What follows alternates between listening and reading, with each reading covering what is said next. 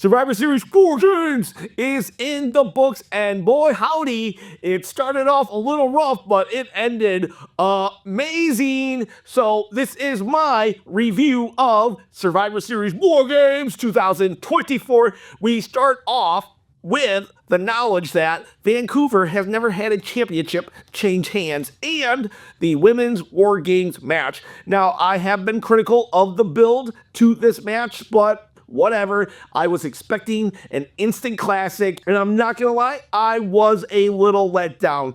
Overall, the match did pick up and the match did get good, but it did not get good until all 5 participants on both sides were in the match.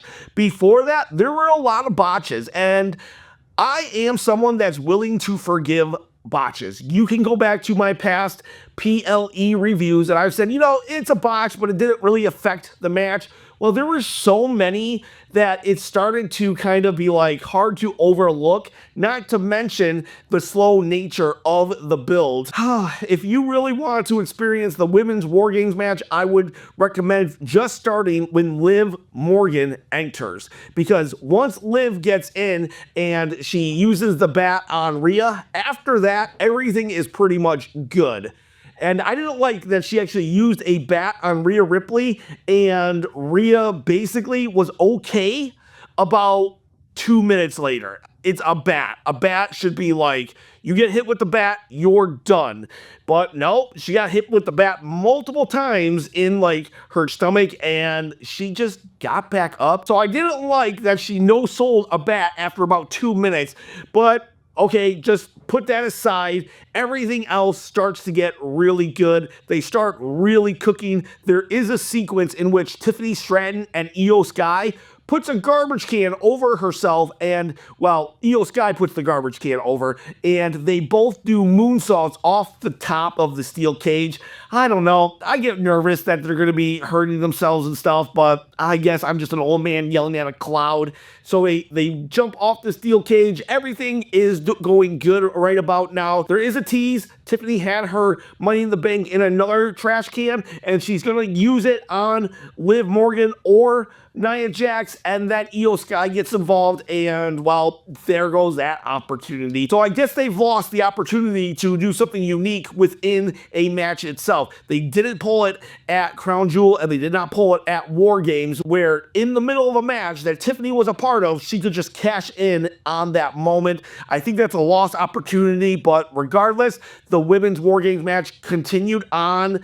Everybody, I don't know, they were good. Everybody was good. I feel, though, that the wrong team won in that the good guys, the faces, they won, and not just that, but Rhea Ripley won. Rhea Ripley, the dominant face that pretty much wins every week on Raw or SmackDown throughout the entire build-up. She wins. If there are 10 build-ups, she wins 9 of them. So then she comes into War Games with a face mask on that has horns. And so now you have this dominant face with armor, and then she proceeds to pretty much kick the crap out of Liv Morgan throughout the entire match. She no-sells a baseball bat beating within 2 minutes, and then she gets the pin. So, okay, I don't know. And in the process, you bury the women's world champion and the women's undisputed champion, or the WWE champion, and the Money in the Bank holder. I was not a fan of this outcome. Like, I just don't get it. Both champions are on the heel side, and they lost. This is Nia Jax's 4th loss. She's lost to Naomi, she's lost to Liv Morgan, she's lost to Bianca Belair, and now she's lost the War Games match. I'm a Nia Jax supporter, but even that I cannot excuse trash booking on the entire women's championship division. They're the champions, both of them on one team, and they lost? Oh, horrible. To me, it was really a mind-boggling decision when I watched it, and I still can't figure out why we did this. Did Rhea really need to look stronger? We already know that she is a superhero at this point. She already came in looking like $1 billion. I don't know what. We gotta make her $1 trillion? It's just, I don't know. I don't know. I'm just gonna move on from that. And just because Tiffany did not cash in and win a title, that doesn't mean you don't have to win a title. You can win this right here. All you gotta do is comment below, subscribe, hit the bell notification, and maybe if you're so kind, give a thumbs up. At 10,000 subscribers, I'm gonna give this belt away. Free shipping, free everything. Why am I doing it? Because, well, I want to become a full-time YouTuber. On weekends like this, where I need to do a hot take video for SmackDown, a hot take video for Survivor Series, a review, a live stream, 3 hot, 3 not videos, and I love doing it. Don't get me wrong, I am not complaining. I will say, though, that the job, it kind of gets in the way. So if I can make YouTube full-time, that my job, be a full-time YouTube creator, that would be amazing. That would be awesome. So that's what I'm trying to do. Quit the day job by getting subscribers and my engagement up. 10,000 subscribers, I'm going to give this belt away. I'll pick by doing the comments. Again, comment, subscribe, hit the bell notification. Let's go on to the next match. LA Knight, yeah, versus Shinsuke Nakamura.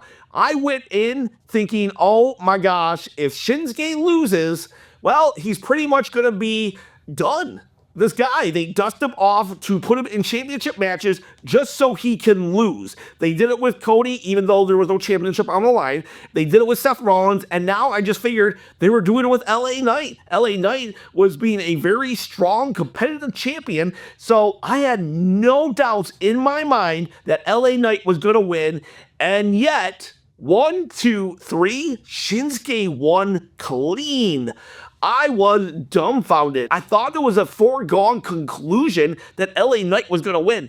At best, I was hoping Shinsuke would lose by disqualification so they could have a rematch at Saturday night's main event.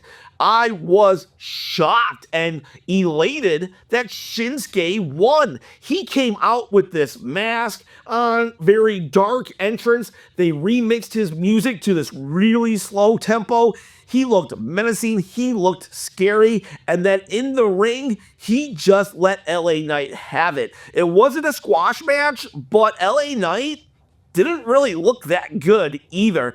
I don't know if LA Knight didn't put forth his whole effort knowing that he had to do the JOB, but I'll tell you from the get-go, he dropped his title, he kind of botched his jump on the turnbuckles. I did a live stream, and I was saying throughout the live stream, LA Knight needs to stop trying to do these high-risk maneuvers and just play to his strengths. His strength is the microphone. That's what he should be. The Rock never really jumped up on the turnbuckles. He didn't need to do that, and neither does LA Knight. Just stop that, dude. Maybe you could do it 10 years ago, and I'm not trying to harp on you about your age, but 10 years ago, you could do things that you can't necessarily do now. Every time you make a botch like that, it just looks bad. Just stay on the mic and cook people. Regardless of that fact, Shinsuke won. Shinsuke won. I am torn in that I did not want LA Knight to lose, but I for sure wanted Shinsuke Nakamura to win. So I was very torn with this one, but because I thought it was a foregone conclusion, I was just like, whatever. If you watch my reaction video, which I'll try to put up there, I literally say, as Shinsuke gets the Shinkasa and does the 1, 2, I say, no way, there's gonna be a kick out.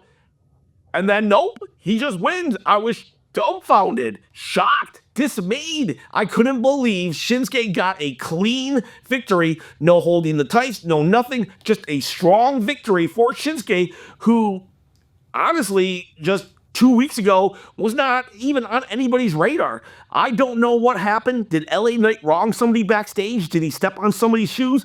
I don't know. All I know is Shinsuke is now the champion. I hope this program continues, though. Maybe they just do a little bit of a hot potato, but regardless, I'm very, very interested to see where it goes. Shinsuke, your new U.S. champion. Triple threat time, Braun Breaker, Sheamus, and Newit Kaiser. Great match. I can't say this was the best one of the night because the Bloodline story was cinema and a great match. This one was just a great match, but whatever the case may be, it was a very, very good one. If you have not seen it, go back and see it. A very hard-hitting affair. Everybody looked good. You just saw more reasons why Braun Breaker is the future. This dude, he did this one flying shoulder tackle that was just like, oh my gosh, this guy's crazy. And then there's one time when Ludwig is on the railings and Sheamus literally just comes up behind him like a horror monster and just does the 10 beats. Everybody looked good. Ludwig got his offense in. Every single person looked good in this match, and Sheamus, he took the pin. Honestly, I know why they did it, because, you know, Sheamus, the veteran, he can afford to take the pin, but I don't know. I just felt like I kind of wanted Sheamus to look a little stronger when it was all said and done, so I would have been okay if Ludwig had taken the pin, but that goes to show you that WWE management is high on Ludwig by protecting him.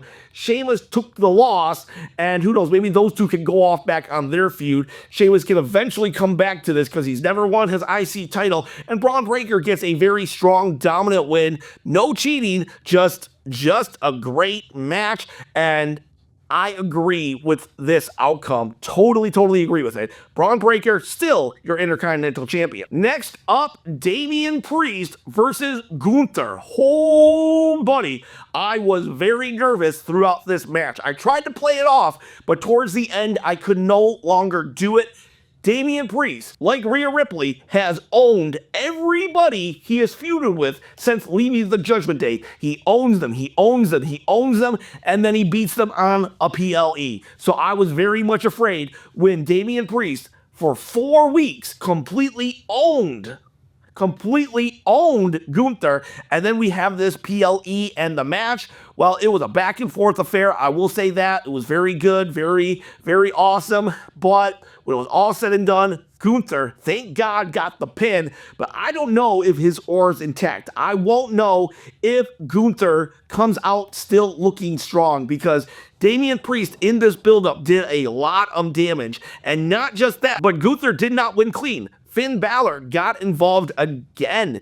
And I love that for Finn Balor, because Finn Balor has never let go that Damian Priest still needs his comeuppance. So Finn got involved, did a coup de grace on Priest, but that didn't make Gunther happy. Gunther kicked him in the face too, got in the ring, and was able to beat Damian Priest. So Damian Priest still looks strong, and maybe down the road they revisit this, and Priest can once again say, hey, Gunther, you've only beat me because of Finn Balor both times. So I don't know. I'm just glad right now Gunther got the win, and I hope we reset. I hope we can start the rebuilding of Gunther, because those 4 weeks did a lot of damage to him, and I need to see something good and something strong, which I don't know. I still feel Gunther is a weakling because of what happened in the previous weeks, but we've seen that you can rebuild someone really quick. Bronson Reed, a perfect example. Bronson Reed went from mid-card jobber to in the main event of Survivor Series War Games. So hopefully we can rebuild Gunther. I've never seen a case like Gunther, though, in that a world champion completely dismantled before our eyes just so he could win. That just very strange booking, but I have high hopes. Gunther won. Let's rebuild. Let's move on to the main event. And as I said earlier, instant classic. Oh, man.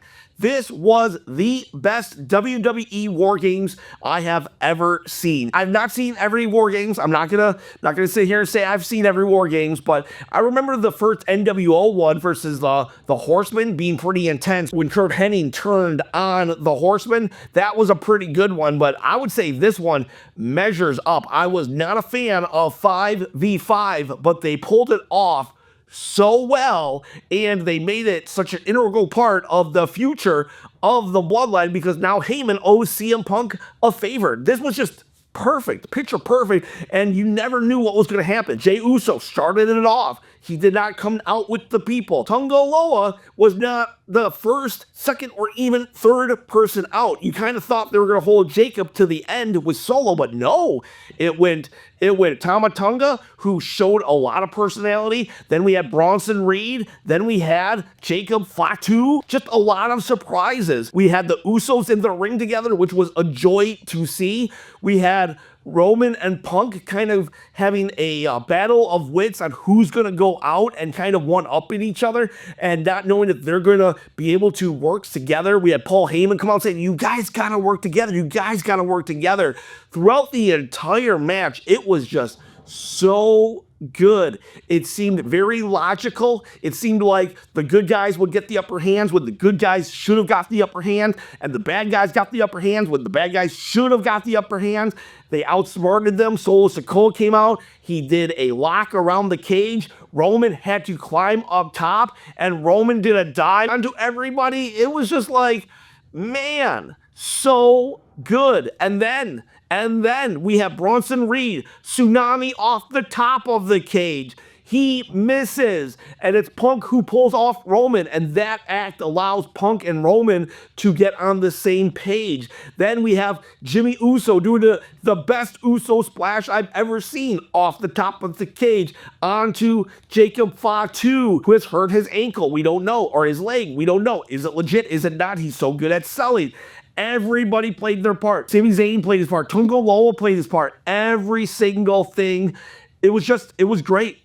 I cannot speak any more highly of this match. I don't know how to really do a review of a match this chaotic and this crazy. All I can say is go back and watch it because every single moment was great. And unlike the women's match, who I thought were going to have the match of the night, unlike the women's match, from beginning to end, it was awesome. I mean, even before the match, when CM Punk, he like reached into the bad guy's cage and he like pushed Jacob Fatu or Bronson Reed with his hand, and it was just like so good. And then we have an ending sequence where Solo Sikoa is surrounded by all of the faces and they all do their big moves on Solo Sikoa. So it's like Solo can then come out of here and say, no, Roman, you didn't beat me. 5 people beat me. It took 5 people to put me down, Roman. So Solo has an out. Roman Reigns, the OG bloodline, won this match. And I think it was the right call. I know a lot of people are going to be like,